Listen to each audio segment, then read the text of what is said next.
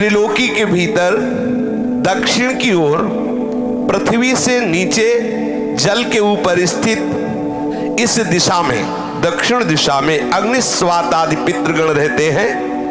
अत्यंत एकाग्रता पूर्वक अपने वंशधरों के लिए मंगल कामना किया करते हैं। उधर ही नरक लोक है।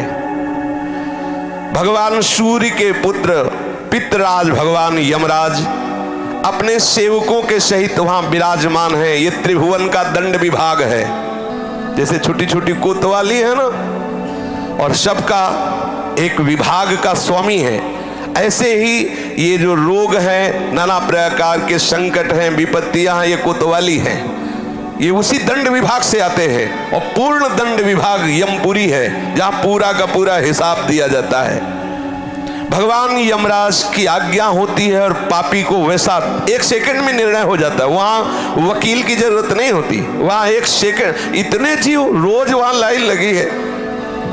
अपने दूतों के द्वारा लाए हुए मृत प्राणियों को तत्काल उनके दुष्कर्मों को देखकर उसका परिणाम दे देते हैं। तामिस्त्र, अंधतामिस्त्र, रौरव, महारौरव, कुंभीपाक, कालसूत्र, अस्थिपत्रवन, सूकरमुख, अंधकूप, कृमि भोजन, संदंस, तप्त सूर्मी, बजकंटक, सालमली, वैतरणी, पूयोद, प्राणरोध, विशसन, लालाभक्ष, सारमेयादन, अवीची, अयहपान, इसके सिवा क्षार करदम, रक्षोगण भोजन, शूलप्रूत, दंदसूक, अवट निरोधन, पर्यावर्तन, सूचीमुख। इस तरह से प्रधान 28 नरक हैं। जो पुरुष यहाँ दूसरे का धन, दूसरे की संतान का हरण कर लेता है और दूसरे की स्त्रियों को फुसला करके हरण कर लेता है, दूषित कर्म करता है, उससे अत्यंत भयानक यमदूत काल पाश में बांधकर बला तामिस्त्र नरक में गिरा देते हैं। इस नरक का भयानक दंड है कि इसमें कहीं प्रकाश नहीं। थोड़ी देर भावना करना, एकदम अंधकार ही अंधकार। ना तो इसमें किसी तरह का उसको आहार दिया जाता है, ना अन्न ना जल, और निरंतर यम के दूतों की केवल सेवा होती है। इसे पीटो डंडे से, जैसे धोबी कपड़े को कूटता है, ऐसे कूटते रहो। अच्छा, वहां मरना है नहीं, ये हो कि भाई मर जाना तो 2-4 घंटे पिटाई होगी, मरना है नहीं। अब वहां केवल पिटाई ही होती रहती है। वो मूर्छित होता है, गिरता है, न भोजन न पानी, घोर अंधकार, केवल डंडे बरस रहे हैं, पिटाई पिटाई। वो बार बार मूर्छित होता है, लेकिन उसे अब ये सजा ऐसे दी जाती है, बोले इसे 100 वर्ष, 50,000 वर्ष, एक कल्प, अब पिटाई ही पिटाई होगी। अब बोलो कितनी दुर्दशा है, कितनी दुर्दशा। इस लोक में जो मनुष्य किसी दूसरे को विश्वास दिलाता है कि मैं तुम्हारा मित्र हूं, और उसकी स्त्री के साथ वो गलत संबंध बनाता है और उस पुरुष को धोखा देता रहे, मान लो आपको मित्र बनाया और आपकी पत्नी का भोग किया, और उस मित्र को विश्वास दिलाता रहता है कि नहीं मैं गलत नहीं हूं, तो यमदूत उसे अंध तामिस्त्र नरक में ले जाते हैं। और वो कटे हुए वृक्ष के समान भयंकर वेदना को प्राप्त हुआ सुध बुध खो बैठता है, और उसके अंगों में वहां बहुत तरह की पीड़ा दी जाती, काटा जाता है, थोड़ा थोड़ा ऐसे ऐसे काटा जाता है, ऐसे ऐसे काटा जाता है। इसे अंध तामिस्त्र नरक कहते हैं। इस लोक में जो कि मैं बहुत बलवान हूं, मैं बहुत पुष्ट हूं, देखते हैं कि हमें कौन परास्त करेगा। जहां मन आया उस धन चुरा लिया, जहां मन आया बलात्कार, नाना प्रकार की गंदी चेष्टाएं की, दूसरे धर्मात्माओं का विनाश किया, प्राणियों से द्रोह किया, और नाना प्रकार की वस्तुओं को छीन छीन कर अपना और अपने परिवार का पोषण करते रहते हैं। वो जब अपना शरीर छोड़ते हैं तो रौरव नरक में जाते हैं, रौरव नरक। इस लोक में जिन जिन जीवों को जो जो कष्ट पहुंचाया है, यमराज के दूत वैसा ही वो रूप धारण करते हैं, रुरु नामक होकर के भयंकर कष्ट देते हैं। इसलिए इस नरक का नाम रौरव है। जब किसी को कहा जाता है कि सारे रौरव नरक मिलेगा, मतलब भयंकर चरम सीमा का कष्ट। सर्प जैसे क्रूर स्वभाव वाले ऐसे जीव वहां हैं जो उसको काटते हैं, बार बार काटते। मरना तो वहां है नहीं, महारौरो नरक, रौरो नरक ऐसे लोगों को प्राप्त होता है जो अपने शरीराभिमान में आकर के दूसरे धर्मात्माओं को, जीवों को नाना प्रकार के कष्ट देते हैं, उनसे वस्तुएं छीनते हैं, अपहरण करते हैं और स्वयं अपने परिवार और अपना भोग सामग्री एकत्रित करते, अहंकार के द्वारा भोग सामग्री, धर्म के द्वारा, भगवत प्रसन्नता के लिए। यदि अहंकार के द्वारा दूसरे की हिंसा आदि करके आपने, तो फिर वो भोग भोगना पड़ेगा। जो किसी की भी परवाह नहीं करते, अपने शरीर का पोषण करते हैं, दूसरे जीवों का मांस खाते हैं। ओ बकरा, ये ऐसे बहुत कोमल बेचारे जीव हैं जो बलहीन हैं। आप मनुष्य शरीर प्राप्ति की बलात् उनको पकड़ के विविध प्रकार से कष्ट देते हैं और मांस खाते हैं, तो वहां भयंकर यमराज के दूत उसी का मांस काट काट के उसको खवाते हैं। यमपुरी में उसी का मांस उसको नोचते हैं से मांस और उसको पवाते, ले अपा। अच्छा, 1-2 दिन की बात है नहीं, ये बहुत लंबा सजा होती है, भोगते रहो। जैसे कोई कहते अरे हम नहीं मानते, तो आप भारतीय विधान को ना मानो, करो, जिस दिन फंस जाओगे तुम्हारे पुरखा पानी पा जाएंगे। इतनी पिटाई करेगी भारत सरकार के जो सैनिक हैं कि तुम्हें हो, फिर उस समय नहीं चलेगा कि हम नहीं मानते। तुम्हारे मानने ना मानने थोड़ी विधान है, फंस जाओगे विधान में तब पता चलेगा। गंगा किनारे जब थे तो एक मिले थे, ऐसे ऐसे सब अंगुलियां थी, जो बताया कि हम फंस गए थे तो अंगुलियां सब टूटी हुई। वो बताते थे नाखून में ऐसे कील गाड़ी जाती है, अंगुलियां तोड़ दी जा, कितना कितना भयंकर कष्ट। काफी समय तक बर्फ की सिल्ली में लिटा दिया, ऊपर से पिटाई हो रही, बड़े बड़े कष्ट बहुत। अब आप इसे मानोगे अरे सब झूठी है, नहीं कहते झूठी, तो कर लो, देख लो जाके क्या हो रहा है। जैसे यहाँ की पिटाई को हम नहीं माने और बुरे आचरण करो, तो जब फंस जाओगे तो आपको बिल्कुल अनुभव करो, अनुभवी महापुरुष हो जाओगे। ऐसे आप नर्क को अभी मान रहे हो, कह रहे शास्त्रों में सब झूठा लिखा हुआ, जब भोगले को मिलेगा तब आप पता चलेगा आपको। जो यहाँ दूसरे जीवों का कच्चा मांस नोच नोच करके उनको यमदूत उन्हीं को खवाते हैं, जो यहाँ के जीवों को काटते हैं। जो अपने पेट पालन के लिए, अपनी जिह्वा के लिए बोले अंडा खाओ, अंडा में कोई पाप नहीं है। सुन लो, खूब गौर से सुन लो, ध्यान से। आखिरकार उस अंडे को रखे रहो तो उसमें जीव निकलेगा कि नहीं निकलेगा? आप देखो, जीव निकलेगा ना। किसी भी अंडे को आप रख दो, वो अपने समय पे फूटेगा, उस पे जीव निकले। जीव है, जो जीव मनुष्य में है वही जीव उन पक्षियों में है, उन पशुओं में है, चींटी में है, उतना ही जीव है। जो उन पशुओं को भूनता है, रांधता है, नष्ट करता है, कैसे कैसे निर्दयी लोग। वो तड़प रहा है जी, उसको आग में ऐसे बांधे हुए है, किसके लिए? इस असेंद्री के लिए। अरे हृदयहीन राक्षस, तेरी दुर्गति होगी। शास्त्र कहता है उन हृदयहीन राक्षसों से गए बीते यमदूत उन्हें कुंभी पाक नरक में ले जाते हैं। जो ऐसे राक्षसों से गए बीते हैं उन कुंभी पाक नरक में ले जाते हैं। और फिर क्या करते जानते हो? खोलते हुए बड़े बड़े कड़ा है, जैसे पकौड़ी उबाली जाती है, उसमें डाल दिया। अब मरना है नहीं, मरना है नहीं, मरना हो तो चलो 2 मिनट में भुन गए ना, खूब खोलो, खेलो। अब हाँ, उसी में आग में कढ़ाई में जो तेल पड़ा है, खूब खेलो आनंद से। कितने बोले? 1 कल्प तक। अब जलो उसी में। जो मनुष्य इस लोक में अपनी माता को गालियां देता है, माता को पीटता है, पिता को गालियां देता है, पिता को पीटता है, वैष्णव द्रोह करता है, वेदज्ञ जनों का विरोध करता है, शास्त्रों की निंदा करता है, उस पापी को यमदूत कालसूत्र नरक में ले जाते हैं। 10,000 योजन का घेरा है। 1 योजन का मतलब 4 कोस, 10,000 का मतलब कितना हुआ? 40,000 कोस की भूमि है। और वो तांबे की तरह है और आग से लाल है भूमि, पूरी भूमि लाल है। ऊपर से भयंकर प्रचंड सूर्य का ताप, नीचे से जलती हुई अग्नि, और ये 10,000 योजन का घेरा, वहां उसे छोड़ दिया जाता। दौड़ो, बस दौड़ते रहो। कितने दिन तक? कल्पों तक दौड़ते रहो, भुनो, लो आनंद। तुम्हें समय दिया गया है। भी पीछे सत्संग में बोला था कल या परसों कि 70 वर्ष, 80 वर्ष, 90 वर्ष जो चाहो कर लो, लेकिन इसका परिणाम तुम्हें भोगना पड़ेगा। ऐसा मत सोचो। आंख मूंद ले, कबूतर बिल्ली को दे के आंख मूंद लेता है कि अरे कुछ नहीं बिल्ली, तो बिल्ली छोड़ देगी क्या? वो तो एक ही झपटा में उसे खा जाएगी। ऐसे ही तुम आंख मूंद लोगे, अरे सब शास्त्र ऐसे ही है, ऐसे नहीं है। यहाँ तो ब्याज में मिलता है कैंसर और ये नाना प्रकार की सड़न गलन, ये ब्याज है। मूल तो यमपुरी में भोगो चल के। अब वो बेचारा इतनी लंबी भूमि में भागता रहता है, जलता रहता है, मरना है नहीं।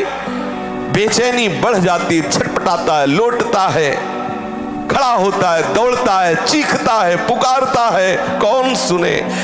कितने दिन तक? बोले जितने उसके शरीर में रोम है उतने 1000 वर्ष तक उसमें रखा जाता है उसको, उतने 1000 वर्ष तक। इसको कहते हैं काल सूत्र नरक।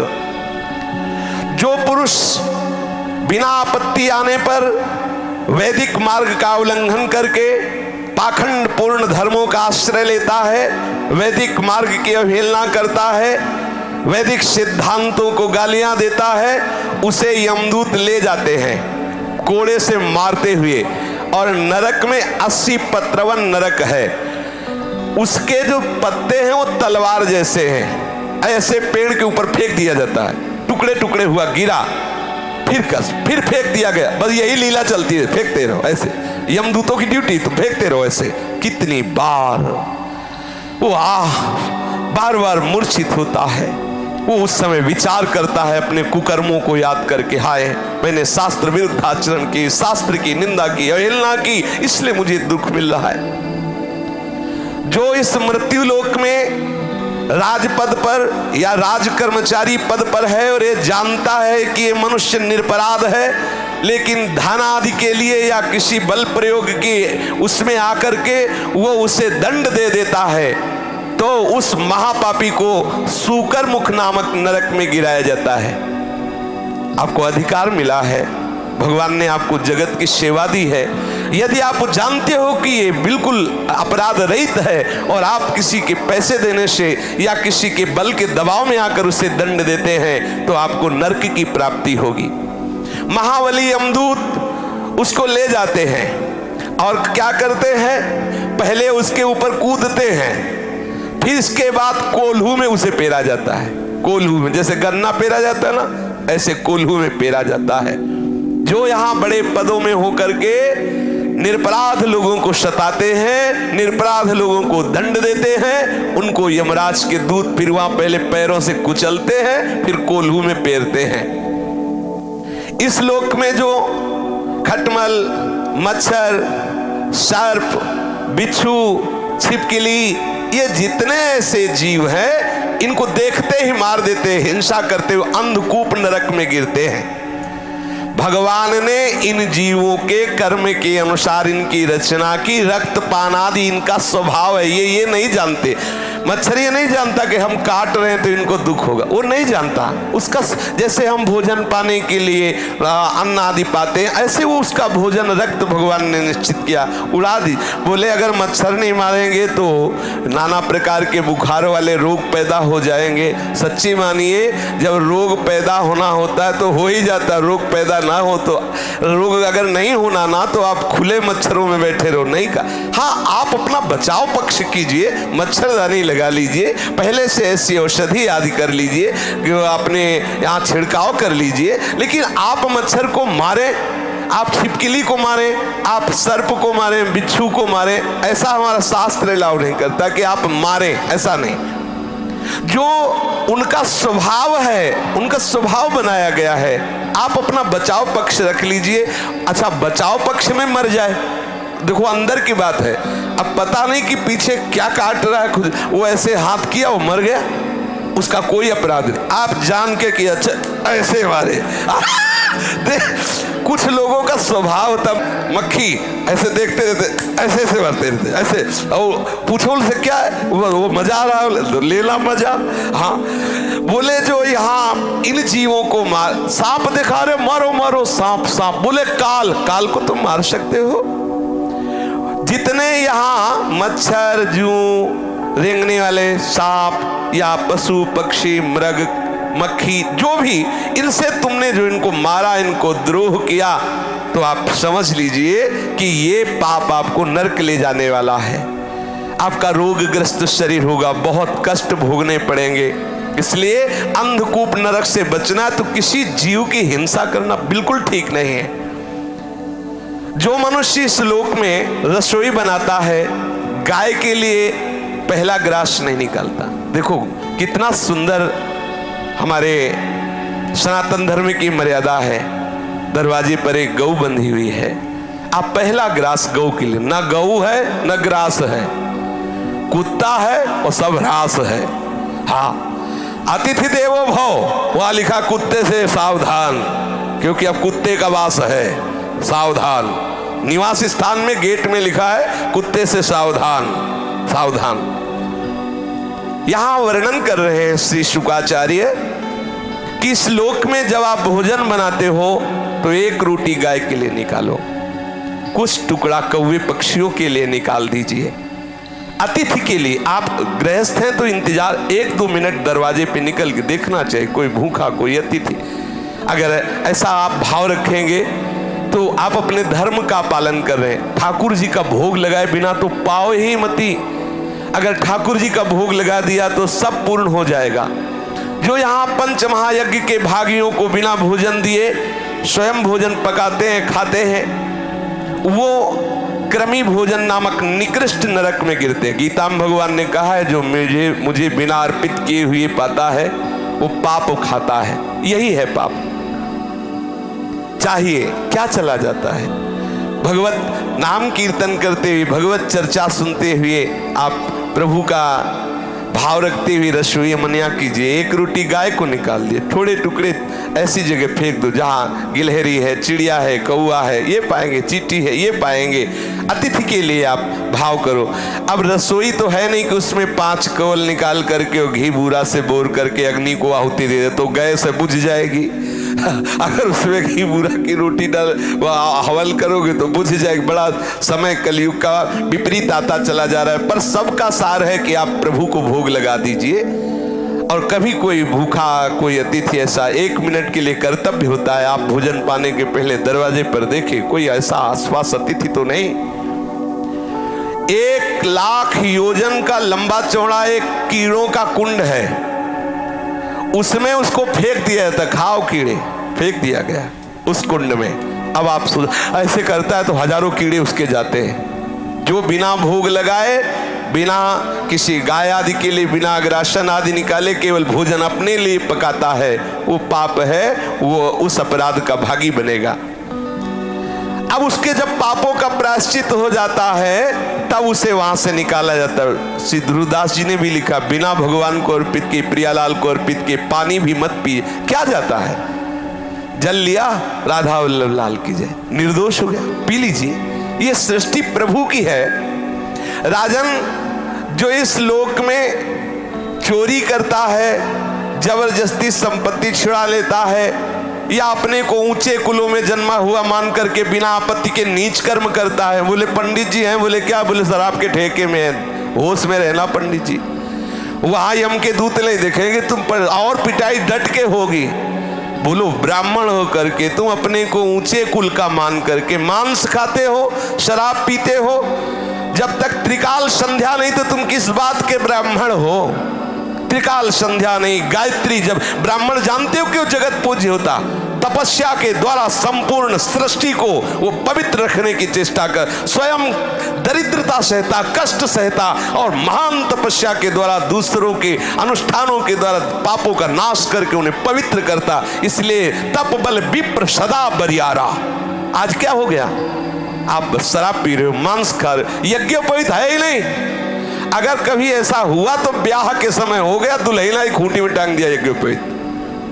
अब बोलो अपने को तुम ब्राह्मण कहते हो, कौन सा धर्म है ब्राह्मण का, कौन से आचरण है ब्राह्मण के, क्या होगा? बोले कुछ नहीं, सब कहने सुनने की बातें, तो सुन लो क्या होगा। जो ब्राह्मण हो करके चोरी करता है, बरजोरी करता है, दूसरों के स्वत्त का हरण करता है और सभी गंदे आचरण, अपने धर्म के विरुद्ध आचरण करता है, उसे संदंस नामक नरक में ले जाया जाता है और लोहे के गरम गरम गोले से दागा जाता है। गरम गरम लोहा, ले पियो पंडित जी शराब, ऊपर उनके मुंह में गरम लोहा खोलता हुआ, ले पी। ब्राह्मण बने थे, खूब तपस्या और भजन के द्वारा जगत का मंगल करो, स्वयं अपना कल्याण करो, दूसरों का कल्याण करो, इसलिए बने। और सारा जगत मानता था। अब आप बैठ के शराब पियोगे, आपको कोई कहेगा पंडित जी चरण छुअन? आप बोलो, तुम्हारे हाथ में गंदे आहार देखेगा, तुम्हें कोई ब्राह्मण मानेगा? और है भी नहीं। आपने पूर्व कर्म किए तो ब्राह्मण कुल में जन्मे, अब कर्म क्या कर रहे हो? नीच कर्म। तो नीच है वो जो नीच कर्म कर रहे हो, तो नीच हो। देखो गोस्वामी जी ने लिखा, यदि आप भजन नहीं करते तो आप कोई भी हो, हरि भक्ति विहीन जीवन मुर्दे का जीवन है। जिन हरि भगति हृदय नहीं आनी, जीवित सब समानते प्राणी। कोई भी हो, यदि इस लोक में कोई पुरुष काम से पीड़ित होकर के शास्त्र की मर्यादा का त्याग कर, अरे किसी भी जाति का कोई भी हो, कैसे भी हो, केवल हमें काम भाव की पूर्ति करनी है, अगम्य पुरुष स्त्रियों से व्यभिचार करता है, उसे यम पुरुष तप्त सूर्य नामक नरक में ले जाते हैं। और जो स्त्री ऐसी व्यभिचारिणी होती है तो वहां तपाया हुआ पुरुष लोहे का बना हुआ है, आग, बिल्कुल आग, उसमें उसको आलिंगन करने का दंड दिया जाता है। यमराज के दूत ऐसे पकड़ लिए और उसमें अब 1-2 दिन वर्ष नहीं, बहुत काल तक चलते रहो। जो पुरुष परा स्त्री के साथ व्यभिचार करता है उसके लिए वैसी स्त्री की रचना होती है, वो आग जैसी तपती होती है, बहुत काल तक उसको उसमें आलिंगन कराया जाता है, जलता रहता है, चीखता रहता है। जो पुरुष इस लोक में कामासक्त होकर पशुओं के साथ व्यभिचार करता है, मरने के बाद उसे यमदूत वज्र कांटक सालमली नरक में गिराते हैं। इसमें वज्र के समान कठोर कांटों वाला सेमर के वृक्ष जैसा है, उसको ऊपर ऐसे फेंकते फिर नीचे घसीटते हैं, पूरे वो कठोर कठोर कांटे हैं वज्र जैसे, पूरा शरीर फट जाता है। मरना तो है नहीं। इस लोक में जो राजपुरुषों के घर में जन्म लेकर या श्रेष्ठ कुलों में जन्म लेकर अपने अभिमान से युक्त हो जाते हैं और धर्म मर्यादा का उच्छेदन करते हैं, तो मर्यादा अतिक्रमण के कारण वो वैतरणी नदी में पटके जाते हैं। जो अपनी मर्यादा शास्त्रों ने स्थापित की है कि आप जहां उसी मर्यादा के अनुसार आचरण करो, आप अपनी मर्यादा को खो देते हैं। देखो, ये जीवन मुक्त होने के लिए सिद्धांत बना है, ऐसा आप ना समझे, जीवन मुक्त होने के लिए बना है। हमारी राष्ट्र व्यवस्था में बड़े पद भी हैं तो छोटे पद भी हैं। जितना बड़ा पद अधिकार है उतना ही छोटे, अगर छोटे ना हो तो जहां सुई काम आएगी वहां तलवार काम नहीं आएगी। विश्वास करो, तलवार की भी रचना आवश्यक है तो सुई की भी आवश्यक है। सबकी अपनी अपनी जगह आवश्यकता है। तुम अपने अपने धर्म का पालन करो। यदि आप अपने धर्म का अतिक्रमण करते हैं और यहाँ आकर मनमानी पापाचरण करते हैं, मनमानी उद्दंडता करते हैं, तो एक नरक है जिसका नाम है वैतरणी। वैतरणी नदी में उसे फेंक दिया जाता है। उसमें क्या बहता है? उसमें मल, मूत्र, पीप, रक्त, केश, नख, हड्डी, चर्बी और पिसा हुआ मांस, मज्जा, ये प्रवाह होता है, उसमें फेंक दिया जाता है। जो धर्म का उल्लंघन करता है, नीच आचरण करता है, पापाचरण करता है और मैं बहुत ऊंचे कुल का हूं ऐसा अभिमान करके, तो उसको फेंक दिया जाता है। और वहां बड़े बड़े जहरीले जीव हैं, वो बार बार मलमूत्र, पीप, रक्त, कैसे ऐसे करता है, उसी को खाता है, उसी में डूबता है और जीव उसको काटते हैं। पाप के कारण वो भयंकर कष्ट पाता है पर उसके प्राण नहीं निकलते, वहां मरना नहीं, वो दुर्गति को भोगता है, बार बार रोता चिल्लाता है, कौन सुने उसकी। जो लोग यहाँ पवित्रता का त्याग करते हैं, अपने शास्त्र के द्वारा निर्धारित आचरणों का त्याग करते हैं, नियमों का त्याग करते हैं, लज्जा को त्याग करके, तिलांजलि दे करके नाना प्रकार के गंदे आचरण करते हैं, पशुओं के साथ गंदे आचरण करते हैं, उनको ये सब पीप, विष्ठा, मूत्र, कफ आदि से भरे हुए कुंडों में फेंका जाता है। इसे पुयोद नरक कहते हैं। पुयोद वो शाविनी घृणित वस्तुओं के बीच में बहुत काल तक सड़ता रहता है। यहां जो अपने को उच्च कुल का मानते हैं, कुत्ता पालते हैं, देखो शास्त्र में पहले से लिखा हुआ, देखो कुत्ता द्वारपाल की तरह दरवाजे में है, उसको भोजन दो, उसको रखो। अब वो रसोई में जा रहा, जामन आ रहा, लग शंका कर रहा, तुम्हारा मुंह चाट रहा है, तुम्हारा, अरे भाई थोड़ी तो मर्यादा रखो। व्यवहार का सब में भगवान है, पक्का है। लेकिन देखो जब आप शौच करते हो तो आपका ही शरीर है, आप फिर माटी लगा के हाथ क्यों धोते हैं? सोचो आप, बोले सर्वम खलविदम ब्रह्म हो, तो शरीर तो मेरा ही है, लेकिन जब सोचते हो तो उसे फिर हाथ लगा के धोते हो। ऐसा नहीं कि उसी हो सकता है वैसी भी आदतें हो गई हो कि उसी हाथ से भोजन पालो जाए, ऐसा भी हो सकता है, क्योंकि अब ज्ञान ही खत्म, पशुता आती चली जाए। किसी ने बताया था कागज से पोंछ लिया जाता है, पानी की जरूरत है नहीं। किसी ने, अब हमारे तो समय से अभी तक ऐसा कोई संयोग पड़ा नहीं, लेकिन लोग ऐसा बताते हैं कि एक और विधान चला है, कुछ कागज जैसा होता है, बोले उसे पोंछ रहे। भगवान कैसी है?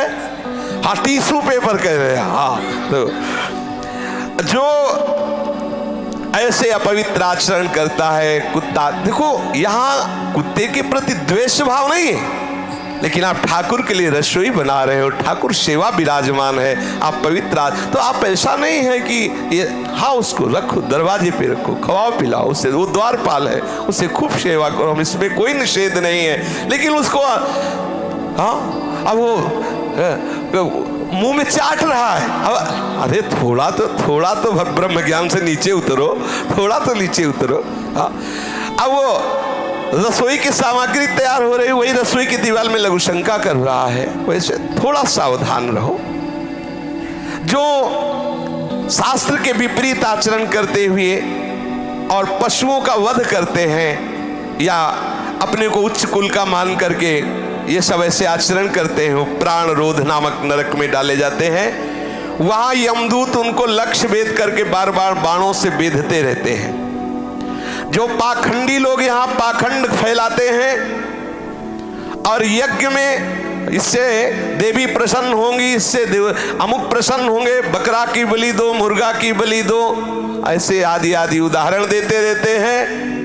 उनको वैवस विशसन नामक नरक में डाला जाता है और वैसे ही बार बार उनकी गर्दन काटी जाती है। ध्यान रखना, किसी भी जीव की हिंसा करने से कोई देवी देवता प्रसन्न नहीं होते। हम उनको देवी देवता ही नहीं मानते जो दूसरों की हत्या से प्रसन्न होते हैं। सामर्थ्य दी गई है दूसरों को सुख पहुंचाने के लिए। जितने भी देवी देवता हैं ये सब जगत का मंगल करने के लिए है, ऐसा मंगल करने के लिए। कुपुत्रो जायते क्वचिदपि कुमाता न भवति, पुत्र तो कुपुत्र सुना गया है लेकिन माँ कुमाता नहीं सुनी गई। जगदम्बा माँ है, वो तुम्हारे जैसे भाव वाली नहीं है कि उसके तुम जैसे बच्चे हो, वैसे बकरा भी बच्चा है, वो अपने बच्चे की गर्दन कटवा के प्रसन्न होने वाली माँ नहीं। बोले नहीं, दुर्गा और काली तो तब प्रसन्न होती जब खून पीते। खून पीती उन नीचों का जो धर्म की मर्यादा का उल्लंघन करते हैं, भगवान की बनाई हुई मर्यादा का नाश करते हैं। जब संसार में वो ऐसे आतंक फैलाते हैं तब यही आदि शक्ति रूप धारण करती है, क्रोधित होकर उन दुष्टों का गला काटती है जो धर्म के विपरीत आचरण कर, उनका खून पीती। बेचारे नाजुक सीधे साधे नाबुल पशु पक्षियों का नहीं। ऐसे पापियों को विभूषण नामक नरक में डाला जाता है, बहुत ही कष्ट दिया जाता है। जो कोई चोर या राजा या राजपुरुष, मान लो आप राजा हैं, आपके प्रतिकूल ऐसा भाव आ रहा है और आप नगर में आग लगवा दिए, समर्थ हैं, या आप राज कर्मचारी हैं, बिना अपराधी को किसी को पूरे परिवार को फांसी पे या आदि आदि आदि दंड, किसी को विष दिला दिया, या गांव के गांव लुटवा लिए, या व्यापारियों के दलों को लूट लिया, या आदि आदि। आप अधिकारी हैं, आप बल आपको प्राप्त हुआ। यदि आप कहीं ऐसे आंतरिक कार्य करते हैं जो हमारे शास्त्र के विरुद्ध है, तो जिनकी दाढ़ें वज्र के समान है, ऐसे 20 यमदूत भयंकर कुत्ते का रूप धारण करके उसके ऊपर टूटते हैं। 20 एक साथ वज्र की जैसी दाढ़ें चीर चीर कर, वहां मरना है नहीं, बहुत सावधान। भगवान श्री सुखदेव जी कहते हैं, इस लोक में जो दूसरे से पैसा लेकर झूठी गवाही देते हैं, जो इस लोक में बहुत झूठ बोल करके व्यापार करते हैं, जो अपना काम बनाने के लिए झूठा प्रलोभन दे देते हैं, हम तुमको इतने रुपए देंगे, ऐसा ऐसा ऐसा, जो दान के समय किसी को झूठ बोल के फुसला लेते, ओ तुम्हें इतने रुपए दे, काम करवा ले, काम बन गया, आदि आदि झूठ बोल दिया, उसे आधार शून्य अविचीमान नामक नरक में गिराया जाता है। अविचीमान ये 100 योजन ऊंचा है, 100 योजन ऊंचे से उसे सिर के बल फेंका जाता है, बार बार बस यही किया जाता है, नीचे गिरा फिर ऊपर से ले गए, फिर 100 योजन से नीचे, फिर ऐसे भयंकर कष्ट, इसे अविचीमान कहते हैं। गिराए जाने पर उसके शरीर की नस नस टूट जाती है, प्राण तो निकलते नहीं, फिर ऊपर ले जाएगा, फिर पटका गया, फिर ऐसे ऐसे। यहां जब कोई, देखो ध्यान से सुनना, कोई संकल्प लेता है कि आज के बाद मैं ये नहीं करूंगा, या आज से मैं ऐसा करूंगा, बहुत होश में बोलना, ये कोई साधारण नहीं है, मैं ऐसा व्रत लेता हूं, मैं ऐसा नियम लेता हूं, मैं ऐसा, अगर वो अपने नियम को तोड़ता है, अपने संकल्प को तोड़ता है, अपने व्रत को तोड़ता है, प्रमाद करता है, तो वो अयहपान नामक नरक में गिराया जाता है। छाती में चढ़कर यमदूत उसे गला हुआ लोहा पिलाते हैं। वाणी से ठीक बोलो, ठीक नियम, ठीक निष्ठा, ऐसे नहीं कि जो मनाया सो बोले। इस लोक में जो जन्म तपस्या विद्या आचार वर्ण आश्रम के अभिमान में आकर के अपने महानों का सत्कार करना छोड़ देता है, वो जीता हुआ मुर्दे के समान है। अपने बड़ों का सत्कार करो, महापुरुषों का सत्कार करो, माता पिता बुजुर्ग गुरुजनों का सत्कार करो। अगर वो ऐसा नहीं करता है तो मरने पर छार करदम नामक नरक में गिराया जाता है, वह उसे बड़ी पीड़ा सहनी पड़ती है। इस लोक में जो भैरव यक्ष राक्षस आदि का आयोजन करने के लिए पशुओं को मारते हैं, खाते हैं, उल्लास मनाते हैं, तो रक्षोगण भोजन नामक नरक में ले जाया जाता है। कसाई की तरह कुल्हाड़ियों से काट काट करके उसका मांस, उसका लोहू यमदूत भक्षण करते हैं और खूब उत्सव मनाते हैं। तुमने मनाया उत्सव, अब वहां यमदूत उत्सव मनाएंगे। इस लोक में जो वन या गांव के निरपराध जीवों को पहले फुसला कर बुलाते हैं, ले ले, और फिर उसे फंसा लेते हैं और फिर उसे छेड़ते हैं, कांटे से ऐसे बेधना, रस्सी से बांधना, खिलवाड़ करना, मारना, पीट। तुम्हारा तो खिलवाड़ हो रहा है, वहां वो मर रहा है, वहां उसको भयंकर कष्ट हो रहा है, तो ये अपराध बन रहा है। उसे सूल प्रोत नामक नरक में सूलों से बेधा जाता है। जो यहाँ कंक, बटेर, बंदर, कुत्ता आदि जो भी जीव हैं, इनको फुसला के बुला लिया, फिर इनको आप कष्ट देते हो, इनको ताड़ना देते हो, तो उसको ये कष्ट मिलता है।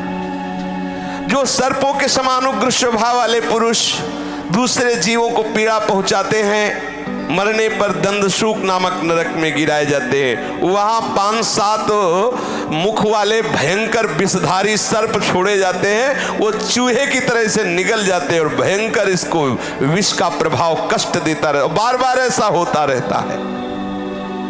यहां जो लोग किसी का अपहरण करके ले जाते हैं, बच्चों का अपहरण कर लिया, स्त्रियों का अपहरण कर लिया, या धनी मानी किसी का भी अपहरण कर लिया, उनको अंधेरे में रखा, खंतियों में, गुफाओं में, कोठों में रखा, तो परलोक में यमदूत ऐसे स्थान में उनको ले जाके रखते हैं जहां विषैली गैस होती, धुएं से घोटते हैं। इस नरक को अवट निरोधन कहते हैं।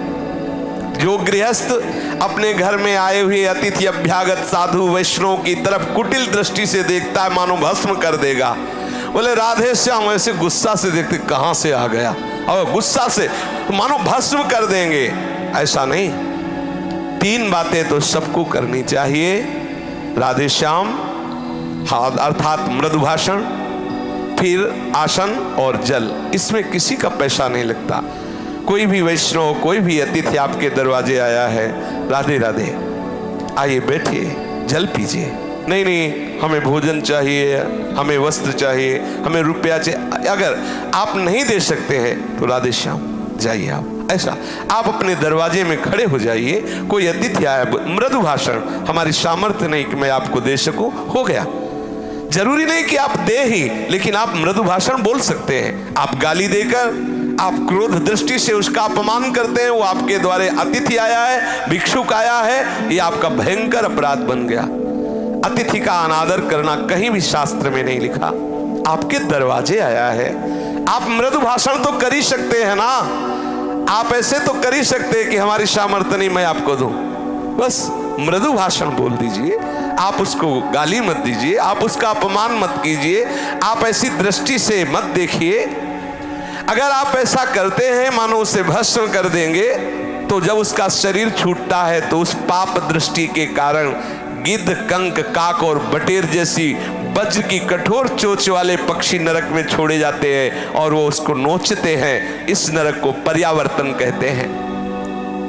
इस लोक में जो व्यक्ति अपने को बड़ा धनवान समझता है, अभिमानवश दूसरे को नीच समझकर उनका अपमान करता रहता है और धन के व्यय और नाश की चिंता में ही रहता है, तनिक चैन नहीं मानता, बस धन, अधिक से अधिक धन बढ़े, चाहे किसी की हिंसा करानी पड़े, चाहे जो भी जैसे भी व्यभिचार से आवे, जैसे भी आवे, वो तरह तरह के पाप करते हुए जो धन एकत्रित करने में बुद्धि लगाए रहता है, वो नराधम मरने पर सूची मुख नरक में गिरता है। उस अर्थ पिशाच पापात्मा के सारे अंगों को भगवान यमराज के दूत बड़ी बड़ी सुइयों के ऐसे सीते हैं, पूरे शरीर को सीते हैं बार बार सुइयों से, ऐसे जैसे कोई कपड़ा सिया जाता है, ऐसे उसमें यही सेवा है उनकी, सीते रहो इसको। ओहो कितना कष्ट।